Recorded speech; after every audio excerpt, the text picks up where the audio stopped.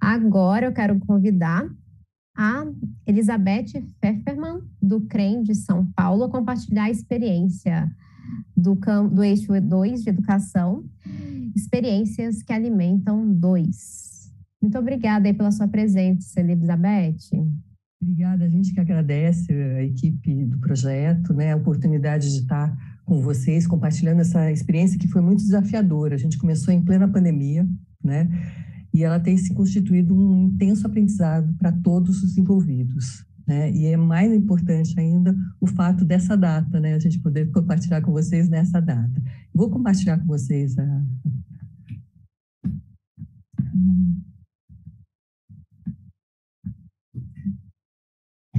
Estão vendo?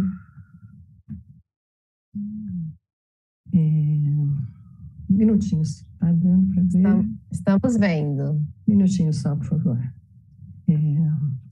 Então, essa experiência... Opa, eu acho que eu passei sem querer. Ele está fora do... Minutinho só. Opa, agora sim.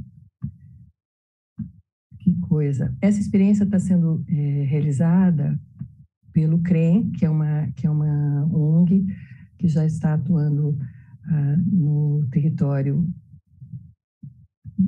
Desculpa, só um minutinho. Que já atua na área de educação alimentar e nutricional há quase 30 anos, aqui no município de São Paulo, Brasil e fora, e ele virou um centro de referência de educação alimentar e nutricional. Atua na área de alimentação, atua na área de assistência, de treinamento e pesquisa, e nesse âmbito é que aparece o trabalho da EAM. Gostaria... Opa! Desculpa, eu acho que eu acabei ficando um minutinho só, emocionada com esse nosso momento aqui, e acabei me atrapalhando, mas deixa eu colocar. O projeto ele tem a intenção de ampliar e difundir ações de em ambiente de primeiríssima infância, favorecer a promoção da saúde e prevenção de desvios nutricionais.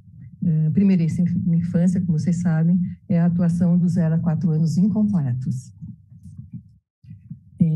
A gente partiu da ideia que a EAM já ocorre nas unidades escolares, nós partimos do que eles sabem, do que eles acompanham, e a partir do conhecimento deles, nós vamos introduzindo e discutindo questões de EAM, respeitando a cultura, a diversidade e as famílias.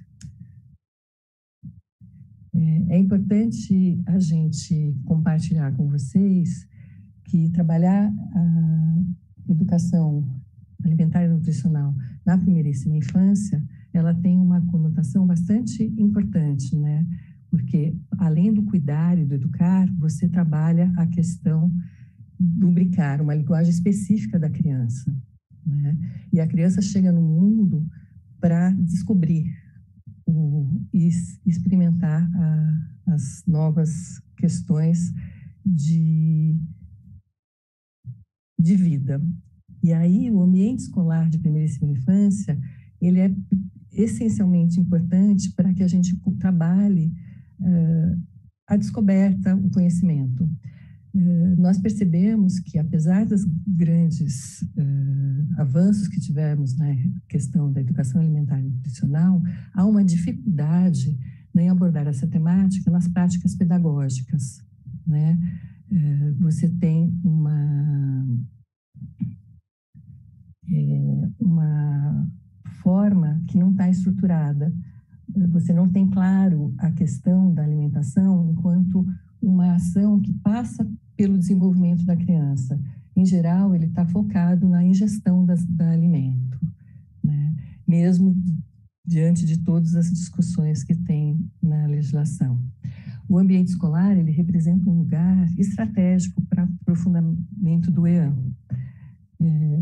Ele, por causa da questão da alimentação, que acompanha toda a rotina da criança, porque a escola é um espaço de experimentação, ele é um espaço de vivências, de socialização, de promoção da autonomia e de alcance das famílias. Quando a gente trabalha com criança pequena, a gente está trabalhando não só com a criança, a gente está trabalhando junto com a família também. É importante a gente ter claro que falar de EAN de uma forma ampliada, né, entende-se que a educação alimentar e nutricional sob uma perspectiva que envolve os princípios do marco, né, para a aceitação dos alimentos. Falar de alimentação é falar de cultura, de celebração, de imagem cultural, de sustentabilidade, além da qualidade dos alimentos. O que a gente, na nossa vivência, percebeu que a alimentação, a gente constatou, né, que a alimentação é pauta o tempo inteiro, mas ele é mais uma preocupação do que um processo efetivamente que inclui ensinar a aprendizagem. É importante a gente falar o seguinte, nós quando começamos a trabalhar, a gente acabou definindo um território de São Paulo, Zona Leste, da Zona Leste, a Diretoria Regional de Educação de São Miguel Paulista. Nós estamos atuando com 50 centros de educação infantil, o que representa mais de 1.150 profissionais alcançados, na perspectiva de que a gente faz a formação com a equipe, que multiplica para as unidades. Isso representa cerca de mais de 6.000 crianças que são envolvidas nesse projeto, além das suas famílias. Como eu havia comentado, a trajetória do projeto, ele inicia em plena pandemia, né? Nós fizemos uma pesquisa de profundidade no território, reconhecimento dos stakeholders, fizemos as pesquisas junto a profissionais de educação, pessoal que trabalha na cozinha, familiares, né? A partir disso, elaboramos uma fase piloto em 21, com 6 unidades, e a gente desenvolveu as entregas, que a gente vai descrever brevemente, né? Onde a gente teve um momento de uma construção coletiva de como seria a expansão desse projeto para mais unidades. Ainda em 21, no primeiro semestre de 22, nós fizemos a primeira fase de expansão com 14 unidades, e depois, agora, esse último semestre, nós ampliamos para mais 30 unidades que participam do projeto. Para o ano de 23, nós vamos fazer uma amostra, né, onde vão participar 50 unidades que participam do projeto, contando um pouco das suas experiências e trajetória dessa participação, o que mudou na unidade, como ampliou os trabalhos, etc. E nós temos uma das entregas nossa em ambiente virtual, e nós vamos ter a disponibilização desse material para todas as unidades de educação infantil da rede de São Miguel, que estão em torno de 220 unidades de educação infantil, entre 6, que são as creches, que a gente já está atuando direto, e EMEI, que são as unidades de 4 e 5 anos. Agora eu vou compartilhar um pouco com vocês as linhas de ação do projeto. Nós temos uma das linhas de ação é a formação de educadores, encontros formativos, encontros de acompanhamento e participação em reuniões pedagógicas, reunião de pais, e a produção de material orientador para educadores, fruto desse processo todo que a gente viveu com eles. As formações, elas ocorrem de forma, são dialógicas, nós trazemos bastante dinâmicas para trabalhar com eles em relação, e trabalhamos a questão da alimentação e do desenvolvimento infantil.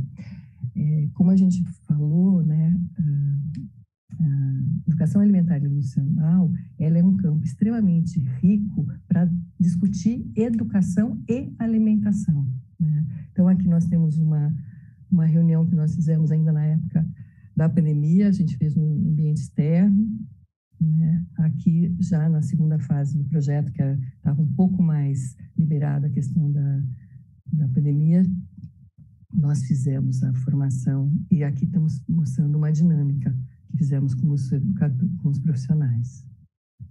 Outra linha de ação do projeto é o ambiente virtual. Nós criamos, né, um ambiente virtual para aprofundamento e capilarização das temáticas complementares à formação dos educadores. E a gente também traz temas e abordagens para trabalhar junto com as famílias. Nesse espaço, além das temáticas, uma biblioteca, do ambiente virtual, nós temos um espaço de compartilhamento de experiências. Então, os centros de educação infantil, eles mandam e compartilham experiências em IAM, né? Nós trabalhamos a questão do deslocamento de olhar a alimentação para além do refeitório. E temos recebido experiências bastante exitosas em relação a isso. Outra entrega do projeto, outra alinhação do projeto é o acompanhamento com as famílias, né? É um diálogo e ações que favorecem a compreensão sobre os desafios e potencialidades do desenvolvimento infantil. Então, nós fizemos um contato individual com uma amostra de famílias que a gente está trabalhando, e a gente fez algumas reuniões. Aqui a gente tem uma foto que nós fizemos uma água saborizada, um trabalho junto com famílias e crianças, e elaboramos também um material lúdico-educativo, que a gente chama de cadernos de experiências, com o objetivo de promover experiências positivas no universo do EAM. Então, a gente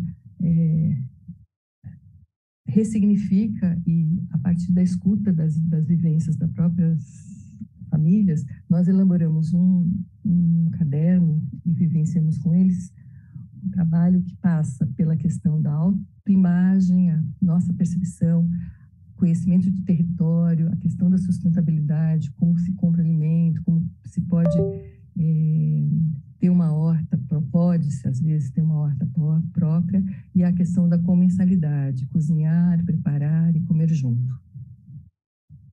Nós temos também, elaboramos coletivamente com eles um recurso pedagógico, que a gente chama de Experimonte, uma ferramenta pedagógica que ela é física, né?